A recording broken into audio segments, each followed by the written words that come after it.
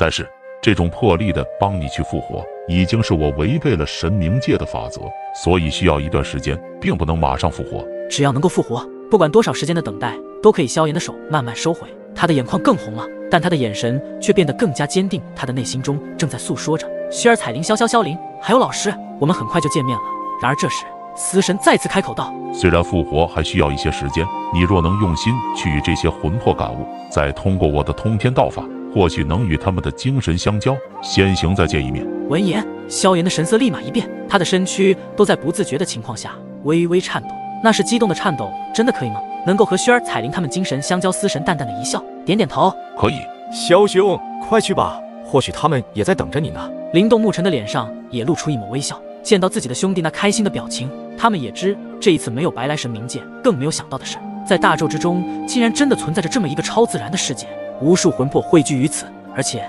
那些死去的魂魄还可以复活，这简直让他们对这个大宙充满了好奇与震撼。准备好了吗？司神提醒道。萧炎点点头，然后他深吸一口气，闭上眼睛，将自己的心沉入那温暖的数道光团之中，用心去感受那些光团中所存的精神。司神的通天道法启动，萧炎的身体被玄妙的力量包裹，突然他感到一股玄妙无所不能的力量冲入自己的道心和光团之中。萧炎在通天道法的引导下，目光一凝，周围的景象如流光般扭曲变换，倏忽间他出现在了一片火红的世界，这里便是他无数次梦回的无尽火域。这里是无尽火域，萧炎发现自己已经置身于无尽火域之中，四周是熟悉的火焰山峦，炽热的气息扑面而来，火焰跳跃，似乎在欢迎他的归来。萧炎的心中涌现出难以言喻的震撼与激动，熊熊烈火在这片天地间肆意跳跃，燃烧着一切可燃之物，火焰在空中绘制出一幅幅动人心魄的画面，多色火焰争奇斗艳，犹如彩虹落入人间，又似绚烂的烟花在不眠的夜空中绽放。火域之中温度极高，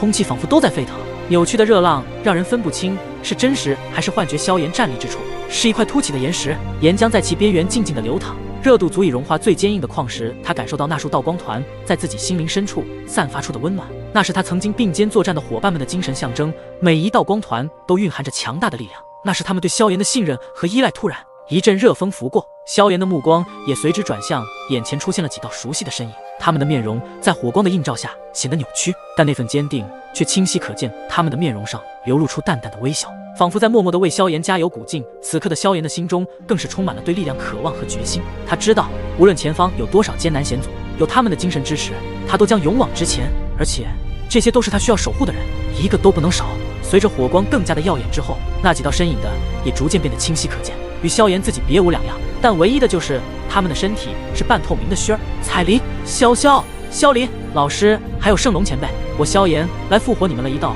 让那几道身影无比熟悉的声音响起，他们的精神记忆立马凝聚起来，他们的目光对着萧炎投射而去，在他们的精神记忆深处似乎想起了他们也一直挂念的那个人时，里面激动了起来。显然就连他们也没有想到，在他们已经陨落后还能够真真实实的见到他。萧炎，真的是你吗？萧炎哥哥，老爹。臭小子，没想到为师才能见到你。萧炎小兄弟。六道声音齐声传出，冲入萧炎的那敏锐的耳朵之中，听到的依旧是那熟悉的声音后，萧炎再也控制不住，一股暖流在他那微红的眼眶中滚滚涌起。是我来了。萧炎的声音很轻，甚至带着一丝丝这段时间以来他内心中的悲伤之声。臭小子，不愧是为师的徒弟，没想到你还真的来了。老爹。潇潇与萧凌如今已经长大成自己年轻时的样子，潇潇比起彩铃更加的妩媚妖娆，而萧凌与自己年轻时的模样很相像，洒脱俊逸。薰儿与彩铃以及老师和圣龙前辈他们还是之前一样的模样。再次见到时，萧炎激动的终于落下了眼泪。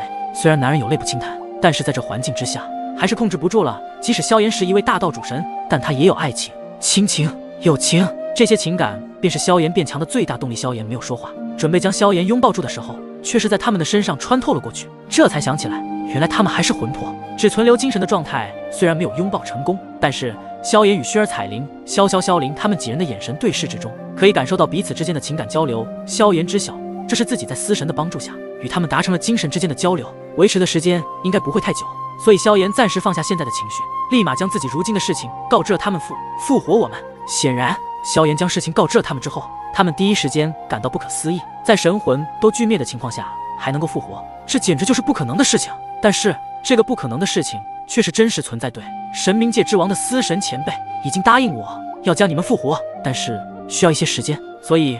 我现在就是通过通天道法才能够与你们的精神交流神冥界。神冥界之王司神没想到真的有这么一个超自然的世界。他们在知晓了大宙之中还有神冥界这么一个地方之后，心中也对大宙的事物充满了好奇与震惊。所以老爹，你现在是已经见到了那位拥有通天彻地的通天司神了？萧萧与萧林的目光中带着一丝震惊，因为刚刚他们在萧炎的口中得知，这位通天司神乃是神冥界之王，也就是说，此人的实力恐怖至极，说不定还真的能够让他们复活。而薰儿、彩铃、药老以及圣龙他们，自然一听到能够复活的机会，他们的眼眸中都散发出了希望之光。萧炎哥哥，我实在太开心了，以为这一次再也见不到你了。薰儿的声音很轻柔，萧炎伸手想要摸薰儿的脑袋，可是一想起他们还是魂魄的时候，眼神中流露出一道道金芒，这些金芒就是要让自己变得更强大，还有就是一定将他们复活。萧炎，看来本王没有选错男人。彩铃还是一副与当年一样的女王范，声音带着无比动人的磁性。萧炎则是对着彩铃一笑，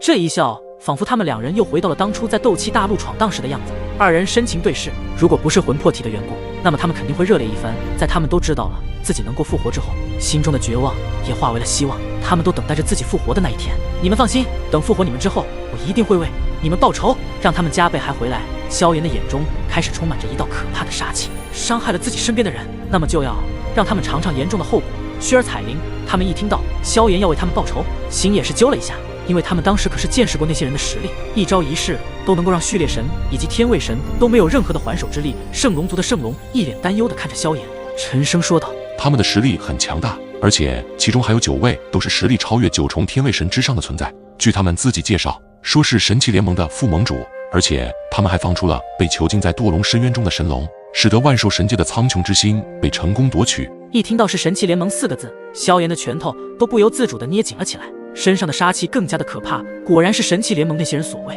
其实在来这之前，我就已经借助着神元宫和丹神塔等2大超神巨擘势力，开始调查无量神界和万兽神界被永久性毁灭之事。可以听得出来，萧炎现在如果在神器联盟的话，早就爆发出完整的大道神力，一招就将那所谓的9大副盟主瞬间击杀。如今萧炎的实力已经达到大道初期主神，在神器联盟之中，除了那位出关不久的神器联盟盟主之外，恐怕所有人都得被萧炎碾压。但是萧炎却不知道，在神器联盟之中还有一批神秘的成员，他们就是9大神祭司以及那位天都之上的神明。9大神祭司的实力有9大副盟主相仿，但是他们却没有任何的神怨之气，则是一种特别的力量存在于体内。至于这个力量究竟是什么，目前还不是很清楚。神元宫、丹神塔。圣龙在听到这2个超神巨擘势力的名字时，他的精神都要差点溃散。他不断地凝聚着自己的精神记忆，惊骇地对着萧炎惊呼道：是万界神州的神元宫和丹神塔。萧炎见到圣龙前辈这么大的反应时，则是微微一笑。萧炎知道圣龙前辈为何会有这样的反应，毕竟万兽神界已经不是天古浩劫前的万兽神界，所以圣龙如今身为万兽神界的最强天位神，在听见这2个巨擘势力的那一刻，那是绝对对他内心的震撼。这2道巨擘势力在他的心中可是比超神巅峰势力都要高上一层的存在，在诸神万界之中可谓是最顶尖的势力了。一府一宫、一神塔、一联盟，这4大万界神州的最顶尖势力，对于万兽神界来说都是只可仰望的存在。没想到在萧炎的口中所说，他竟然借着神元宫和丹神塔2大巨擘势力的底蕴，查到了毁灭无量神界和万兽神界的最终黑手。萧炎小兄弟，难道你连神元宫和丹神塔这样存在的势力都搞上了不错的关系？真是让我大大的开了一次眼界啊！圣龙的表情一脸不敢置信，当时神龙那家伙为了成为万兽神界的最强龙神，不惜一切代价与魔物合作，一举突破5重天位神的层次。整个万兽神界也差点毁在神龙的手里，为的就是统治万兽神界，让神龙族成为万兽神界的真正主宰，同时还要进入诸神瓦解，开始拓展神龙族的势力范围而当。圣龙听到萧炎都已经与神元宫和丹神塔这样的势力有着一层关系，那么岂不是在诸神万界之中都能够横着走？圣龙前辈，小子也可能是侥幸罢了，我也不知道为什么自己的运气都会比常人稍微好一点点。萧炎有些尴尬地挠了挠头，圣龙此刻心中简直涌起万丈的无形海浪，震荡着他的内心。这还只是稍微运气好一点吗？这简直就是天大的大机缘啊！能够与2大超神巨擘势力搞上关系，这可已经不是运气了。如果当时自己能和萧炎一样这样的稍微运气，哪还有神龙什么事情？哪还有3龙之战？萧炎小兄弟的天赋机缘让我羡慕不已啊！圣龙哈哈一笑，心中有些一丝感慨。当初出来炸到万兽神界时，他还只是序列神的实力，如今已经成长到如此的高度。在几人开心的交流片刻后，萧炎发现